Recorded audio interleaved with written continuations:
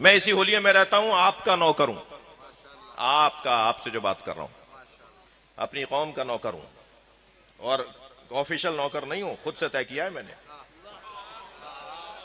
Official होता तो आप पकड़ाई करते, ये क्यों नहीं कर रहे, वो क्यों नहीं कर रहे, आपने थोड़ी बनाया मुझे। जी हमने खुद से तय किया, मैंने खुद से तय किया कि आपका नौकर हूं। और नौकर जो होते हैं ना, वो अपने यूनिफॉर्म में होते हैं ताकि नौकरी पक्की रहे। तो अल्हम्दुलिल्लाह पूरी दुनिया में इसी हुलिये में फिरता हूं, 50 से ज्यादा मुल्क देख चुका हूं जी, बेतसद्दुक़ हुसैन, इमाम हुसैन के तसद्दुक़ में 50 से ज्यादा मुल्क देख चुका हूं, और हर मुल्क में अल्हम्दुलिल्लाह इसी हुलिये में उतरा हूं। कहीं कोई मुश्किल नहीं हुई, बल्कि मुश्किल ढूंढता हूं, और इसलिए भी ढूंढता हूं कि वो मेरा मातम तसव्वुर किया जाएगा। वो मातम की किस्में है ना, जब तकलीफ आएगी इमाम के नाम पर तो वो मातम होगा। मेरे बदन को तकलीफ आती है तो मैं उसे मातम कहता हूं ना। तो ऐसी होलिये में मैं एक जगह था, तो बराबर में एक साहब आए, कहने लगे आप शिया आलिम हैं? मैंने कहा नहीं, तालिब इल्म हूं। कहने लगे कि जी आपसे बात कर सकता हूं? मैंने कहा मैं पहन के इसलिए फिर रहा हूं कि आप बात करें।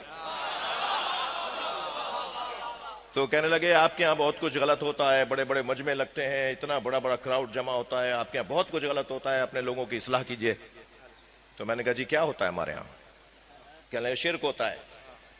अब उन्होंने एक लंबी लिस्ट बताई थी, वो तो मुझे पूरे अशरे का मजमून है कि उनके एक एक एतराज के ऊपर जवाब दिया जाए तो बड़ा हसीन मंजर बनता है, किताब बन जाएगी।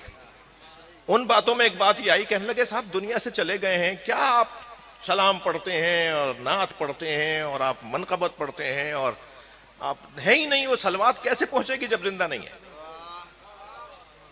तो मैंने कहा इनसे तो इनके लहजे में ही बात की जाए, ये कोई फलसफा और मंतिक की गुफ्तगू तो है नहीं। तो मैंने कहा जी आपके दादा जिंदा हैं? कहने लगे नहीं, उनका इंतकाल हो गया। मैंने कहा उन पे अल्लाह की लानत हो।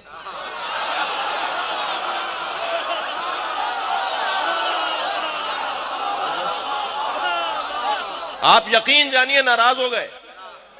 कहने लगे आपको शर्म नहीं आ रही, मेरे मरे हुए दादा पे लानत भेज रहे हैं? मैंने कहा सलवात तो पहुंच नहीं रही थी, लानत पहुंच गई।